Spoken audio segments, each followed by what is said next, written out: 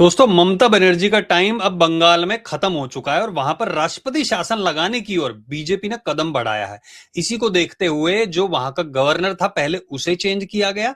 SIR की जो बातें चल रही हैं उसमें तो ममता बनर्जी अलग से फंसी हुई हैं, लेकिन अब गवर्नर को ऐसे टाइम पे क्यों चेंज किया? क्योंकि गवर्नर तो आमतौर पे सेंट्रल एजेंसी जो होती है उन्हीं के आधार पे काम करता है, जैसा कि ओपोजिशन पार्टियां कहती है। तो बीजेपी ने अपना गवर्नर बदल के उसकी जगह किसी और को क्यों रखा? कौन है ये आदमी जो कि अजीत डोभाल के साथ जिसने काम किया है, और कैसे ममता बनर्जी के लिए अभी इलेक्शन में सरदर्द बनने वाला है? और ममता बनर्जी जो प्लान कर रही थी कैसे इस बार भी वोटों को मैनिपुलेट करके, जैसे कि लोग कहते हैं, जीता जाए, उसमें कैसे यहां पे सेंध लगाने वाले हैं। तो सबसे पहले बात करते हैं जो करंट अभी वहां के गवर्नर थे, आनंदा बोस। उनसे पूछा गया कि भैया आपको क्यों हटाया? उनके कुछ करीबियों ने तो बोला कि वो हेल्थ कारणों से हटे हैं, लेकिन उन्होंने कहा कि कुछ निजी कारणों से उन्होंने इस्तीफा दे दिया है। आनंदा बोस जिनका नाम है, लेकिन उन्होंने कहा कि असली कारणों को मैं जब बताऊंगा जब सही टाइम होगा। यानी कि कुछ ना कुछ तो बात हुई है यहाँ पे, जिस वजह से बीजेपी ने उनको कहा कि भैया यहां से आप निकल लो। अब जो इनको बनाया गया है आर एन रवि, ये डिप्टी नेशनल सिक्योरिटी एडवाइजर रहे हैं भारत के 2018 में।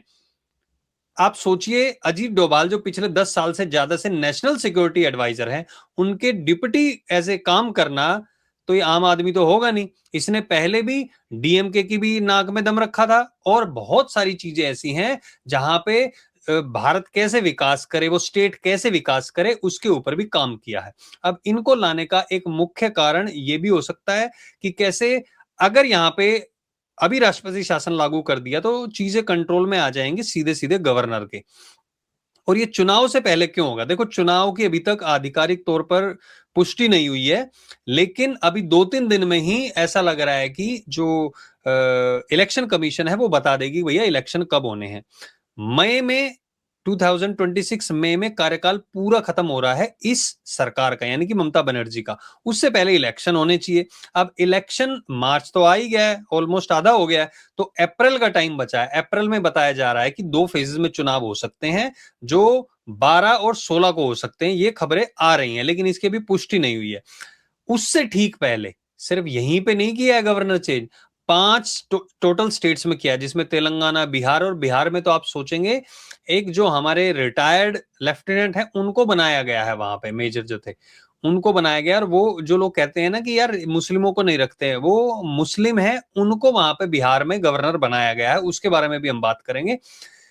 महाराष्ट्र में भी बदला गया है, और बंगाल में जो बदला है उसके पीछे और भी कई कारण है। आप लोग को पता होगा कि ये स्टेट है जो बांग्लादेश की सीमा से भी लगता है, और बांग्लादेश का जो चिकन नेक है भारत का, वहां पे जो बहुत संकरा रास्ता जिसे कहा जाता है कुछ ही किलोमीटर का, वहां से भारत को काटने की कई बार कोशिश की जाती है। ममता बनर्जी के एक बयान से हंगामा मच गया भाई साहब।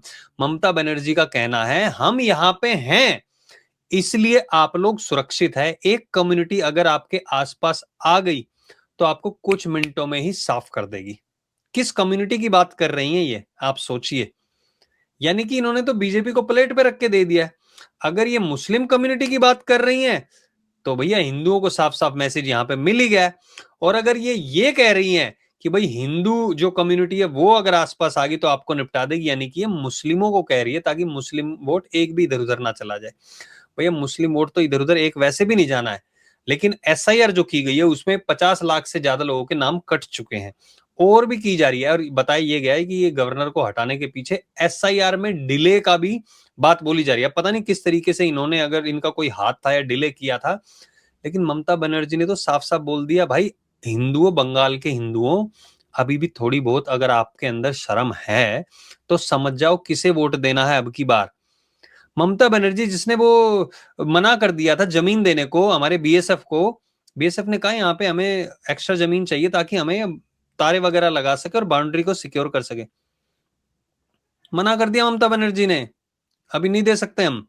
कोर्ट में मामला गया, कोर्ट ने कहा भैया क्या चल क्या रहा है, ये देश की सुरक्षा का मामला है, आगे की तारीख दी गई है। आप सोचिए ऐसी मानसिकता वाली औरत, औरत ही है यार इसीलिए कह रहा हूं, मैं गाली नहीं दे रहा हूं, ऐसी मानसिकता वाली औरत जो ये कह के आई थी कि मैं बंगाल का विकास करूंगी, ये विकास हो रहा है, वहां से बांग्लादेशी भर भर के आ रहे हैं। आप सोचिए, तो अगर वहां पे बीजेपी की गवर्नमेंट आ गई, सेंटर की गवर्नमेंट आ गई, तो पहले तो जो आने वाले हैं उनको रोका जाएगा, और जो ऑलरेडी यहाँ पे बंगाल में बसे हुए उनको फटाफट करके चलता किया जाएगा। लेकिन अभी इलेक्शन के दौरान में ऐसी आशंका जताई जा रही है कि भारी मात्रा में वहां से लोग घुस सकते हैं, क्योंकि क्या होता है इलेक्शन के टाइम पे और इलेक्शन का रिजल्ट आने के बाद बहुत सारे यहाँ पे कांड होते हैं जिसमें हिंदुओं की दुकानों को लूटा जाता है, कई लोगों के साथ अभद्र घटनाएं भी होती है, महिलाओं को उठा के ले जाते हैं, घरों में भी आग लगाई जाती है, पहले ही पता चला था।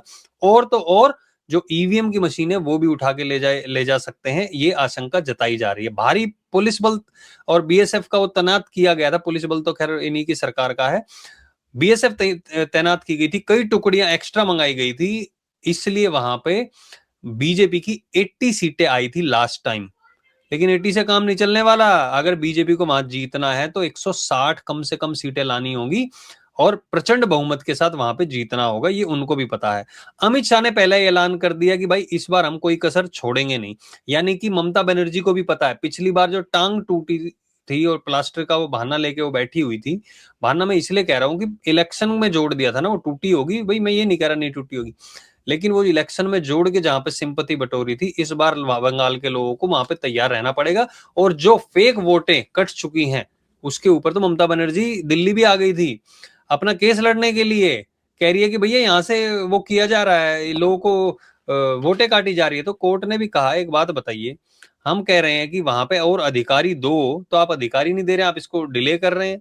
तो अगर ये और मामला डिले होता है तो भैया इलेक्शन भी डिले हो सकता है, और इस चक्कर में हो सकता है कि राष्ट्रपति शासन वहां पे लागू हो।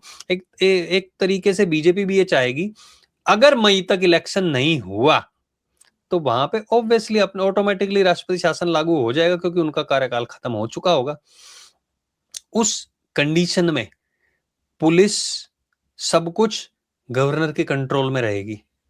तो अगर बीजेपी ने ये प्लान कर रखा है कि भाई इलेक्शन में डिले करवाएंगे, क्योंकि ममता बनर्जी खुद एसआईआर नहीं होने दे रही है, तो यहाँ पे प्लानिंग कुछ और ही चल रही है अमित शाह की। वो सोच रहे हैं कि पहले तो यहाँ पे राष्ट्रपति शासन लगाओ, उसके बाद जो भी इन लोगों ने यहाँ पे कुछ लोगों ने दंगे प्लान किए हुए हैं उनका निपटारा किया जाए और फिर शांति से इलेक्शन किए जाए।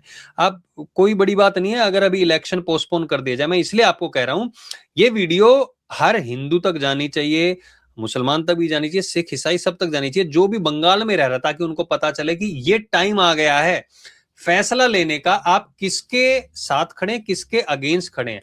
क्योंकि बंगाल का जो अभी बजट पेश किया गया है उसमें भाई आई थिंक 5700 करोड़ 5700 करोड़ रुपए माइनॉरिटी के लिए अलग से रखे गए हैं।